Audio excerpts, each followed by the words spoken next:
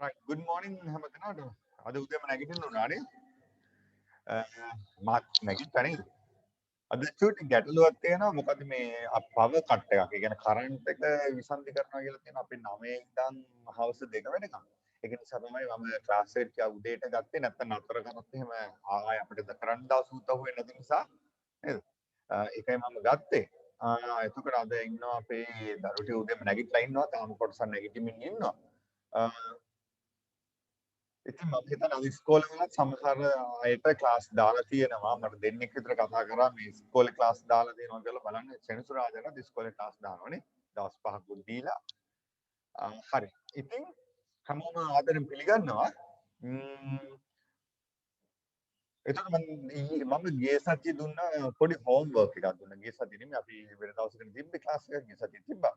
එතකොට ඒකෙදි මම ඔයාලට හෝම්වර්ක් එකක් දුන්නා. අපි එතකොට කතා කරපු පාඩම තමයි ස්කන්ධය කියන පාඩම. හරි? එතකොට අපි කතා කරපු පාඩම තමයි ස්කන්ධය. එතකොට ස්කන්ධය පාඩමෙන් තමයි අපි ගණන් ටික දුන්නේ. මුලින්ම අපි අද මේ ගණන් ටික බලමු. එතකොට ගිය සතියේ කවුරු හරි ආවේ නැහැ කියලා ගැටලුවක් නැහැ. අපිට මේ ටික හදාගන්න පුළුවන්. හරි.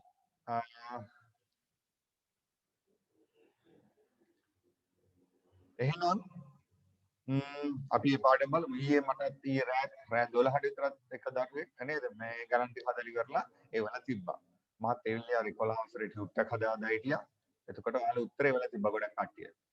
හරි එහෙනම් හොඳයි. ඒත් එකපාර මම දැක්කා මේ අර සමහර අය නෝට් ඉල්ලලා තිබ්බා. එතකොට ඒ නෝට් සමහර කට්ටිය නෝට්ස් දාලා තිබ්බා ගොඩක් හොඳයි.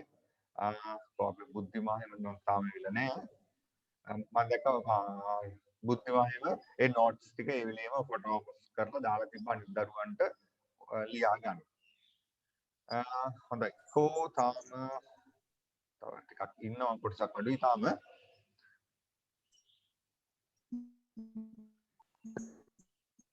හරි.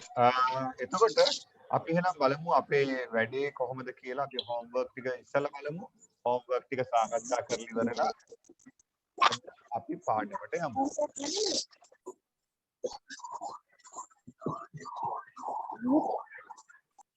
රයිට් හරි.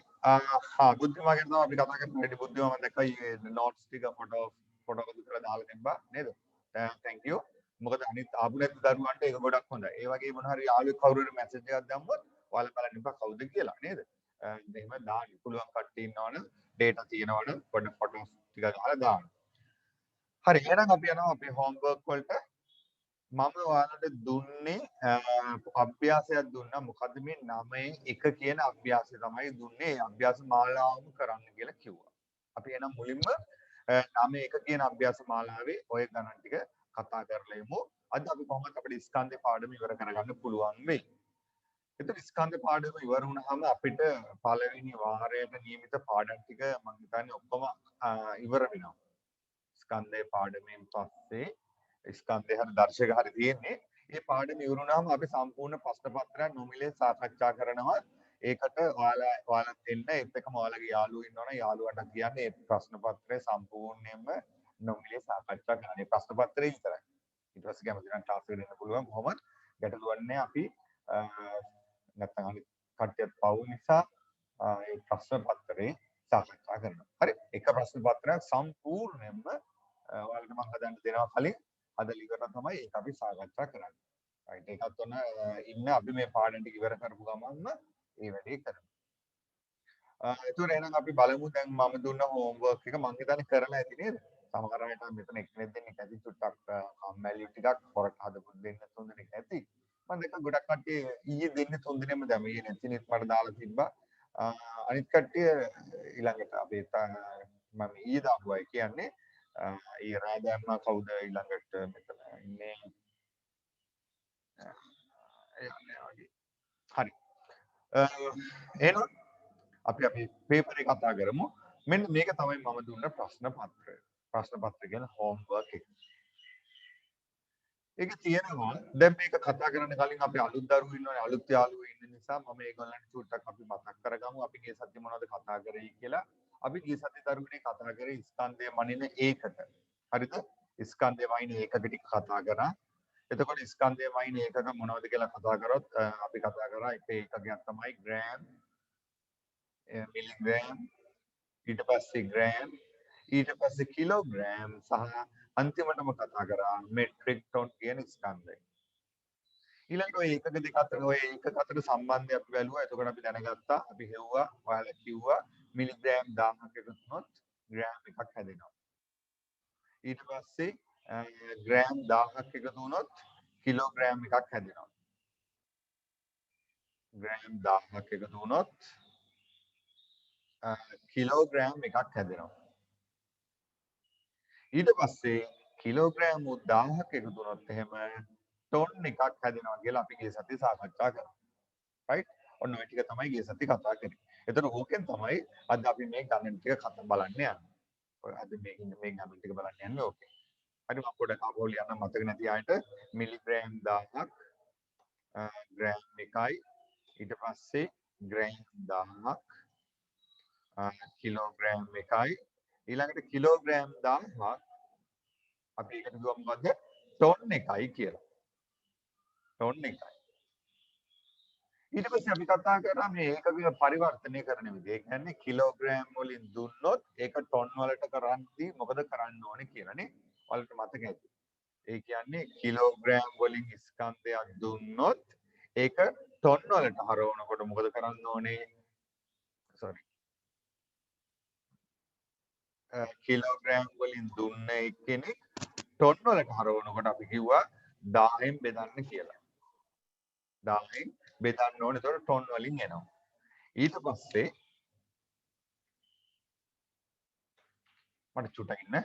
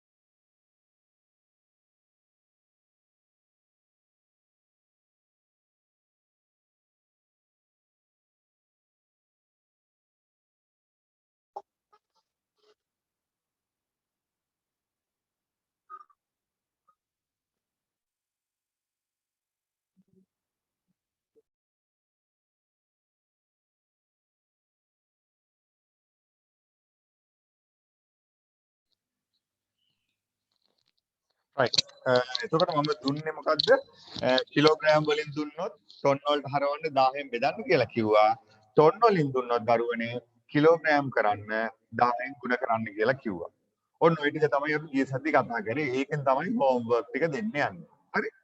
එහෙනම් අපි බලමු මේකේ තියෙනවා පහට එක් එක් ස්කන්ධයේ මෙට්‍රික් ටොන්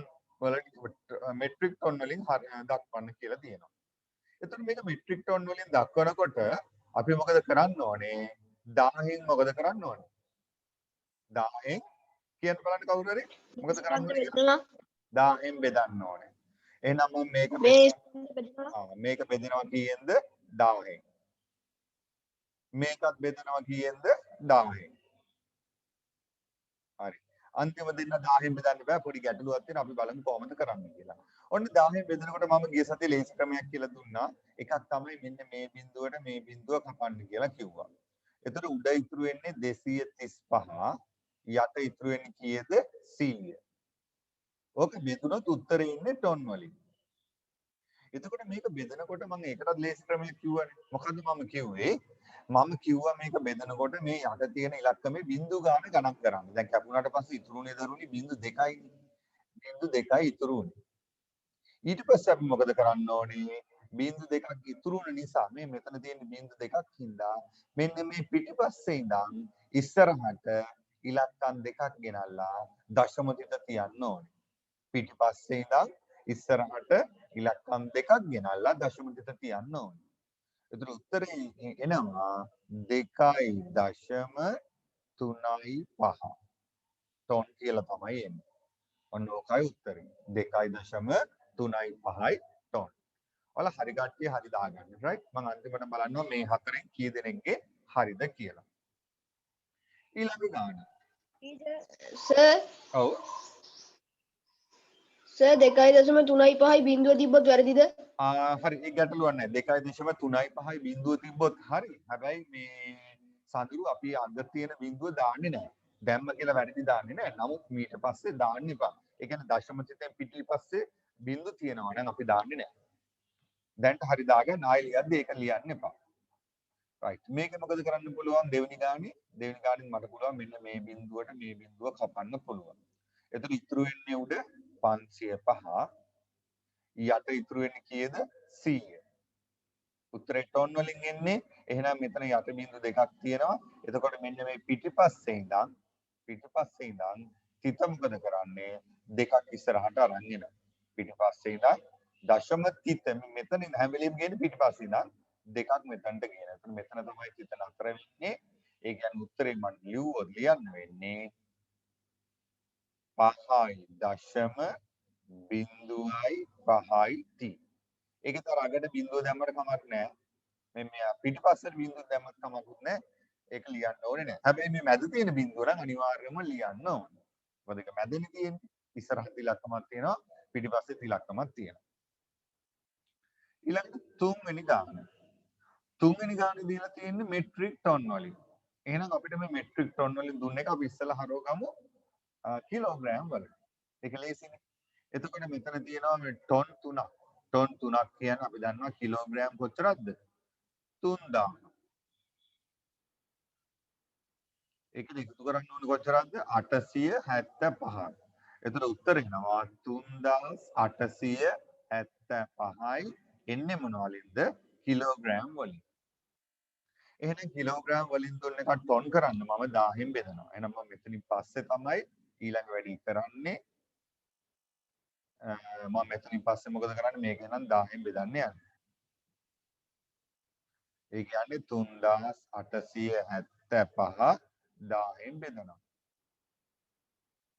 එතකොට මේක 10න් බෙදුනහම බිංදු කපන්න නැහැ. කලින් ගණන් දෙකේ මම බිංදු කැපුවා. නමුත් මේක බිංදු කපන්න වෙද්දියක් නැහැ. එහෙනම් බිංදු කපන්න බැරි නම් අපි කරන්නේ යට තියෙන බිංදු තුනක් තියෙනවානේ. යට බිංදු තුනක් තියෙනවා. එහෙනම් අපි අර පහ පිටිපස්සේ ඉඳන් දශම දෙක ඉස්සරහට තුනක් ගේනවා. පහ පිටිපස්සේ ඉඳන් තුනක් ඉස්සරහට දශම දෙක අරන් එනවා. ඒ කියන්නේ මෙන්න මෙතන තියෙන කෙනා මෙන්න මෙතනට එනවා. තුනක් ඉස්සරහට ආවා. 875. එතකොට උත්තරේ ලියනවා 3.875 කිලෝග්‍රෑම්. right. ඔන්න ඔකේ උත්තරේ. right. ඔහොමයි ඔකේ උත්තරේ. ඊළඟ ගානක් බලමු. එතන තියෙනවා ටොන් 13ක්. ටොන් 13ක් කියන්නේ කිලෝග්‍රෑම් අපි දන්න. ඔව්. සර්. ඔව් කියන්නේ ප්‍රවාශි. අතන මේ 3.875 ටොන් නේද?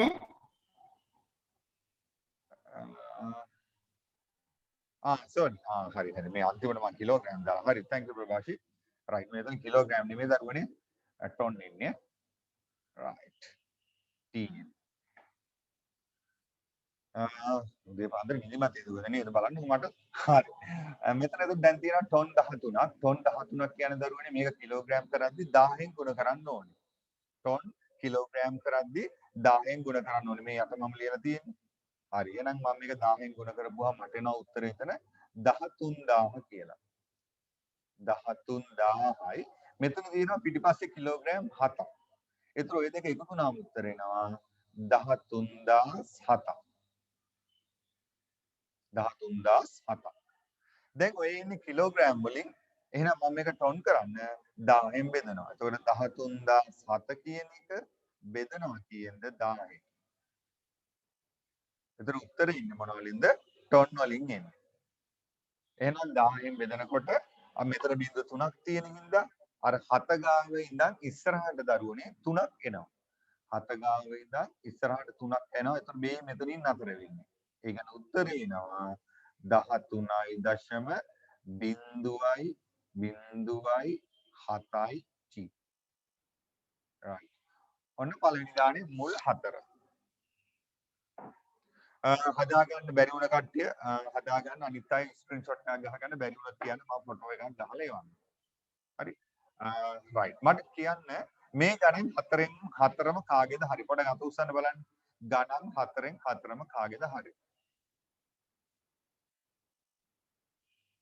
රයිට් ප්‍රවාශිගේ හරි තරුෂිගේ හරි බුද්ධිමාගේ හරි දැහැමිගේ හරි එමාෂ ඊළඟට නෙතිනි සඳරු දැහැමි රයිට් පසින්දි right good පසින්දි අපේ ගොඩක් දවසකින් නේද right මල්මි එහෙම හැදුවේ නෑ වගේ මේකනේ පසින්දි ආවේ නෑනේ මල්මි හදලා නෑ ප්‍රසාදිගේ සතිය ආවේ නෑ සෙව්මිනි හැදුවේ නැද්ද සෙව්මිනි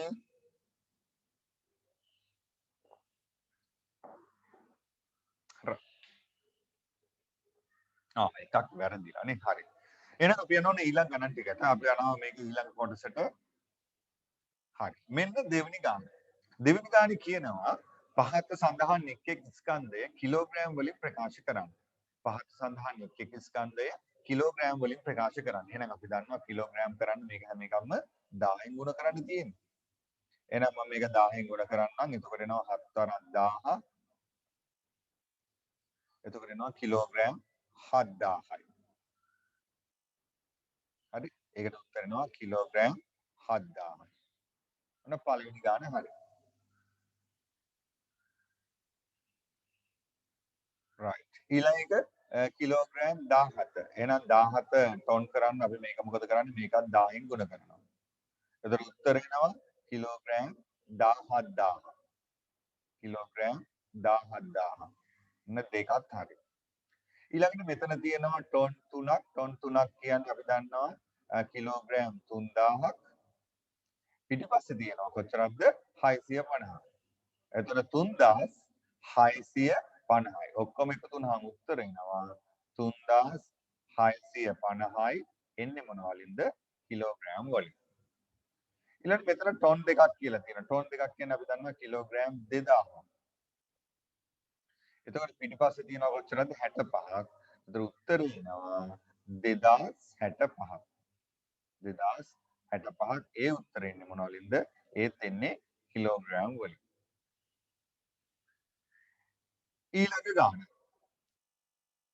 right ඔන්න ඊළඟ ගාන අපි බලමු ඊළඟ ගානේ ඔන්න පොඩි ගැටලුවක් එනවා නේද ඔයාලට මතක ඇති මේ දශම දැම්මොත් එහෙම කොහොමද කරන්න කියලා මම ගියේ සතියේ කිව්වා එතකොට මේ දශම දෙකෙන් පිටිපස්සේ තියෙන මෙන්න මේ ඉලක්කම් තුන ඒක තියෙන්නේ මොන වලින්ද කිලෝග්‍රෑම් වලින් එහෙනම් මට මේක කඩලා ලියන්න පුළුවන් ටොන් එකයි කිලෝග්‍රෑම් 0.75 ඔහොම කඩලා ලියන්න පුළුවන් ඔය උඩ තියෙන උත්තරේ එතකොට ටොන් එකක් කියන්නේ අපි දන්නවා දරුවනේ කිලෝග්‍රෑම් නම් 1000ක් එහෙනම් මම එතන දානවා කිලෝග්‍රෑම් 1000ක් එතකොට මේ පිටිපස්සේ තියෙන්නේ 0.75 0.75 කියන්නේ නිකම්ම 75ම තමයි එහෙනම් මම එතන දානවා කිලෝග්‍රෑම් 75 එතකොට උත්තරේ එනවා 1075 උත්තරේ එනවා එතකොට 1075 ඊළඟ ගාන ඒකෙත් එහෙමයි මේ අන්තිම ඉලක්කම් තුන දීලා තියෙන්නේ එතකොට කිලෝග්‍රෑම් වලින් ඉලක්කම් තුනක් හිතා ගන්න ඕනේ. එතකොට මෙතන තියෙනවා ටොන් 7 එකතු කිරීම මෙතන තියෙන්නේ 0.05යි කිලෝග්‍රෑම්. අර දශම දෙක දාන්න ඕනේ. එතකොට ටොන් 7ක් කියන අපි දන්නවා කිලෝග්‍රෑම් 7000ක්. අතන ඉතුරු වෙනවා තව කිලෝග්‍රෑම් 5ක්. එතකොට 7000යි 5යි එකතු වුණාම උත්තර වෙනවා කිලෝග්‍රෑම් 7005.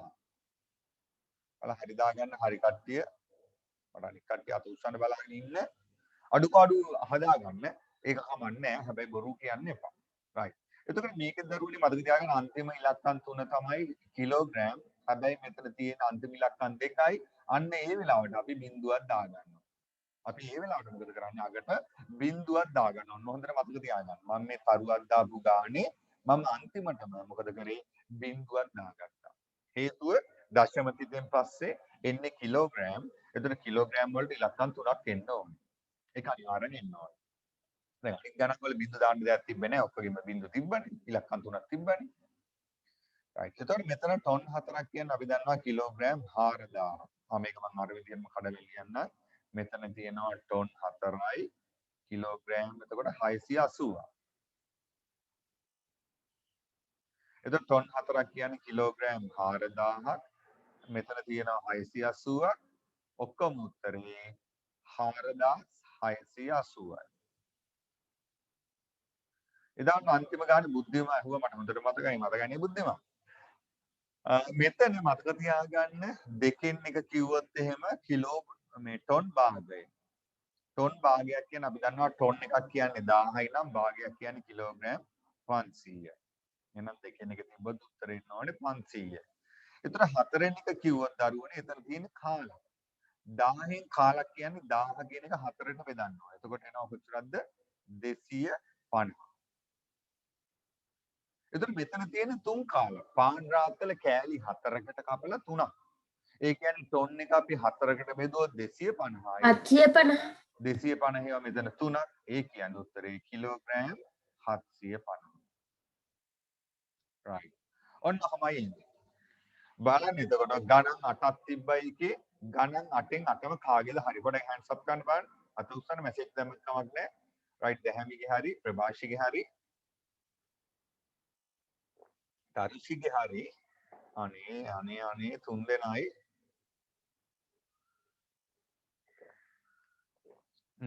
මගේ දැන් අන්තිම එක වැරදිලා ඇති. තා මැසේජ් දානවා මල්මිගෙත් හරි සඳර ප්‍රසාදි ආවේ නෑනේ.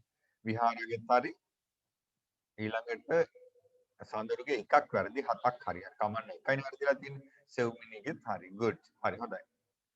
එහෙනම් හදාගන්න බැරි වුණා කට්ටිය අඩුපාඩු වැරදි කට්ටිය ඉක්මනට හදාගන්නකෝ.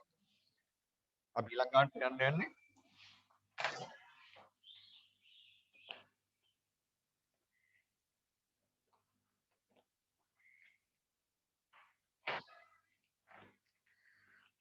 right.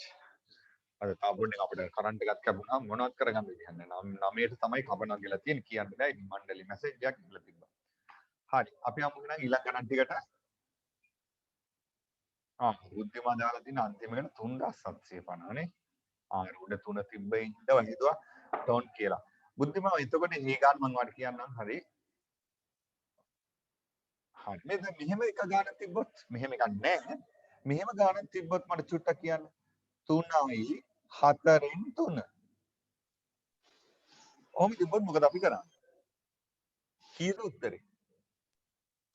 3 ටොන් වලට හරවලා ග්‍රෑම් මේ කිලෝග්‍රෑම් 750 එකතු කරනවා. අන්න හරි. එතකොට මෙතන මේ 3ට ටොන් අකුර වැටෙනවා. එතකොට ටොන් 3යි ආයෙ මෙතන තියෙනවා ටොන් 3 කාලය. ඔන්න ඔහොමනේ ඉන්නේ. එතකොට නම් ටොන් 3ක් කියන්නේ කිලෝග්‍රෑම් 3000යි. මෙතන 4න් 3ක් කියන්නේ 750යි. එතකොට උත්තරේ එනවා 3750යි. මම නිකන් කිව්වේ ඒ ගාන. හරි. එච්චර අමාරුයි දීලා නෑ නේද? හරි. එහෙනම් අපි යමු ඊළඟ කොටස් ටිකට.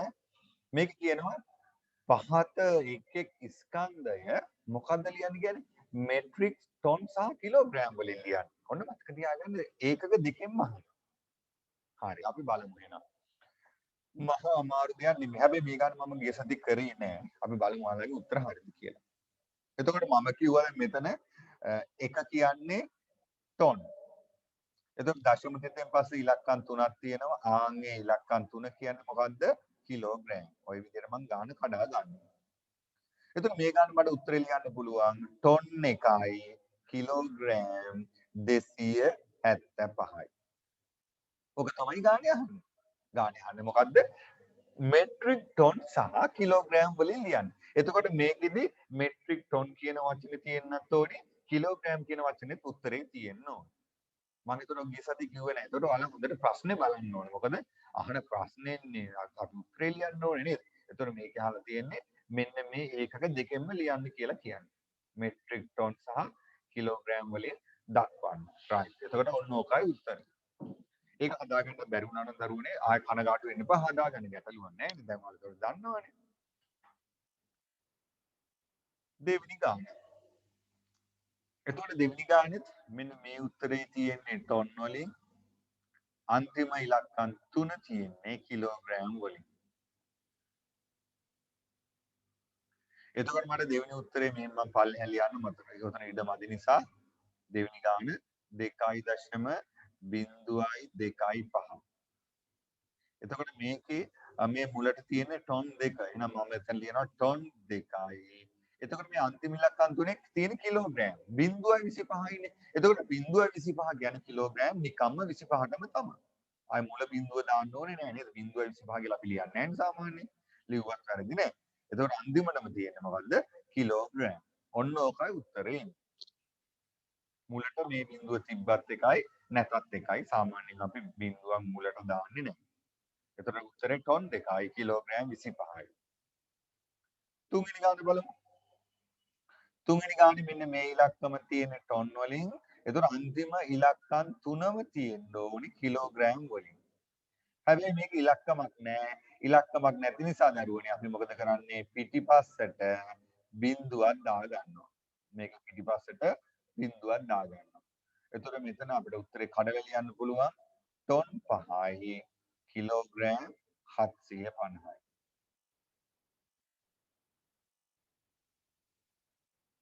මොනවද?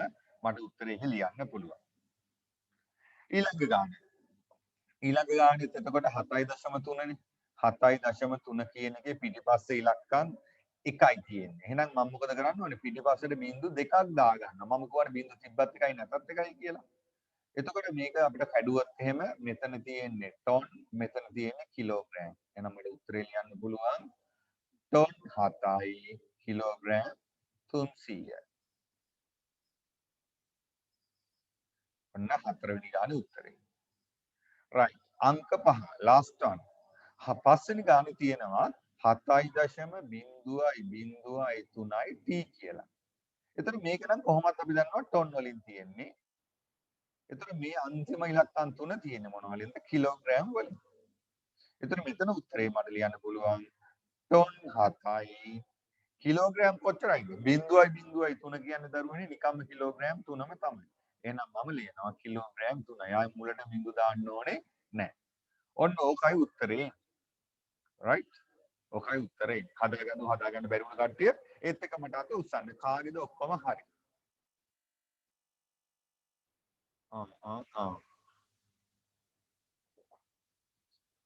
right. එහෙනම් මට කියන්න තියෙන්නේ ඔක්කොම ප්‍රශ්නේ හරියට කියවලා නැහැ. කෙනෙක් බලන්න මෙසේජ් එකක් දානවා. සෙව්මිනීගේ හරි. හරි ගන්න ප්‍රශ්නේ කියවලා දෙන්නෙක් ඉන්නවනේ. ප්‍රභාෂිගෙත් හරි, දැහැමිගෙත් හරි. good. තුන්දෙනෙක් ඉන්නවනේ. right. මල්මිගෙත් හරි. හරි අපිට දෙන හරියට හදලා තියෙනවා. තව දෙන්නෙක් මෙසේජ් දානවා කවුද?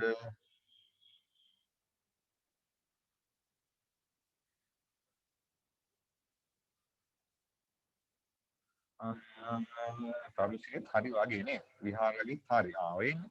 ප්‍රසාදි ආවේ නැහැ. ප්‍රසාදි මොකද කියලා ආවේ නැත්තේ?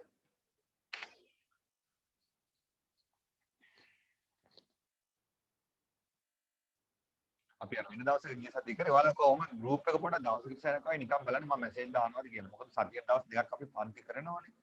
දැන් ලොකු සතියක් අපි කොහොම හරි පන්තියක් දාගමු නේ වෙසක් කියලා කමන්නේ. හරි. ඒවා එතකොට වැඩිපුර කරන දවස් වලට මම කියවනේ මම මුදල් ගන්නේ නෑ. අර මාසේ ගාන විතරයි ගන්නේ. අනේ මේ කෙල්ලට බලන්නකෝ අනේ අමතක වෙලා මේක කෙල්ලෙකුට. මම කියන්නේ හරි නෑ.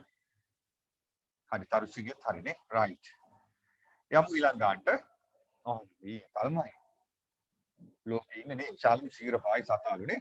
වැඩිම තල්මසුගේ ස්කන්ධ කිලෝග්‍රෑම් 19000ක් පමණ වී මෙම ස්කන්ධය මෙට්‍රික් ටොන් වලින් හරවන්න. එහෙනම් අපිට තියෙන්නේ කිලෝග්‍රෑම් ටොන් කරන්න තියෙන්නේ. එහෙනම් අපි මොකද කරන්නේ? 1000න් බෙදනවා. එතකොට 1000න් බෙදන් මම කිව්වා ගිය සතියේ ලස්සනට 0.3ට කියනවා උත්තරේ ටොන් 19. උත්තරේ ටොන් 19. ඔක නම් මම හිතන්නේ කට්ටියගෙම හරියට. නේද? ඔක කොහොම හරි. යමු ඊළඟ ගානට.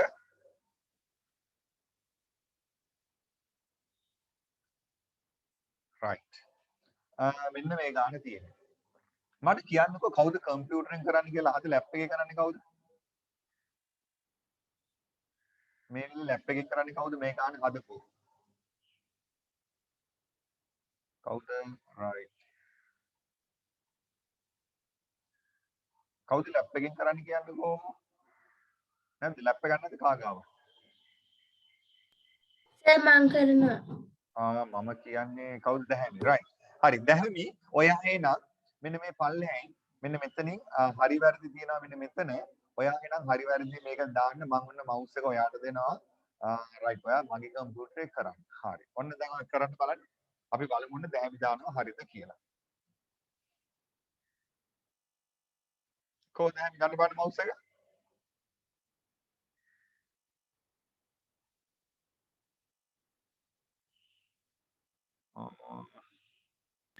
කොහොමද සර් කරන්නේ? ඔවින්ද හරි ඔයාලා දැන් තියෙන්නේ මම ඔයාලට දැහැමි මේ දීලා තියෙන්නේ ඔව් රයිට් ක්ලික් කරන්න බලන්න මවුස් එකෙන් ඔයා ක්ලික් කරන්න ඔතන මැසේජ් එකක් එන්න තියෙනවද බලන්න මොකක් හරි මැසේජ් එකක්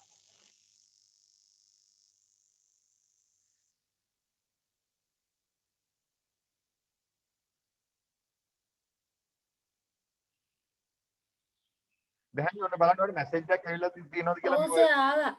ඔන්න මම ආපහු දාන්නම් කො රිමෝට් කන්ට්‍රෝල් කියන එක මැසේජ් එකක් තියෙනවද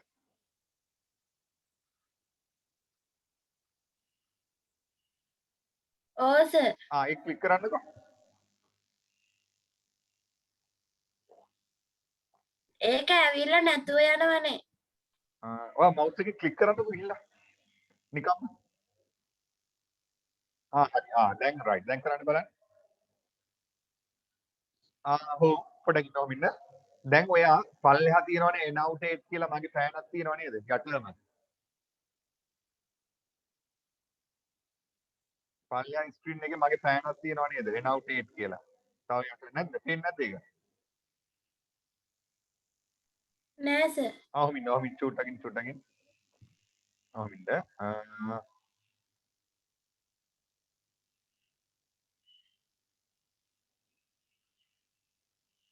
දැන් බලන්නකෝ දැහැමි දැන් තියෙනව නේද පෑනක්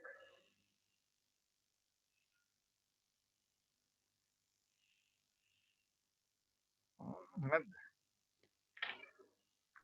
නෑ. රයිට් හරි ඉන්න පේන රයිට් මම කරන්නකෝ රයිට් thank you බලමු මේක පුළුවන් මේ මෙතන ඔයාලට මෙන්න මේ වගේ බාර් එකක් ගන්න පුළුවන් අන්න එන අවුට් 8 කියලා බාර් එකක් තියෙනවා ඒ බාර් එක ගත්තාම මේක තියෙනවා මෙතන හරි වැරදි දාන්න රයිට් මට කියන්න අඹ ගෙඩියක් කිරන්න වඩා සුදුසුම ඒකකය මොකක්ද gram, ග්‍රෑම් ග්‍රෑම්. එහෙනම් අඹ ගෙඩියට එන්නේ ග්‍රෑම් එතනට තමයි හරිය වැටෙන්න ඕනේ කෙසෙල් නැවරියක් සාමාන්‍ය කඩේ කෙහෙල් නැවරියක් ගන්නකොට අපිට මොනවද දෙන්නේ kilogram ha gram, හරියටම කිලෝග්‍රෑම් වලින් ගන්නත් බෑ නේද? සමහරවිට ග්‍රෑම් උත් වෙනවා. රයිට් ඔය කරේ ප්‍රසාදි දැම්ම හරිය. හරි ප්‍රසාදි කරන්න බලන්න එනවා. ඊළඟට බත්තල ගෝණියක්. රයිට් බත්තල ගෝණි මයින් එතකොට කිලෝග්‍රෑම් වලින්. ගෝණියක් නේ නේද? ආයි ග්‍රෑම් කතන්දරේ ගන්නෙ නෑ. බෙහෙත් පෙත්තක්. අපි ඒ සති කතා කරා. රයිට් මිලිග්‍රෑම් වලින්. ඊළඟට ලොරියක්.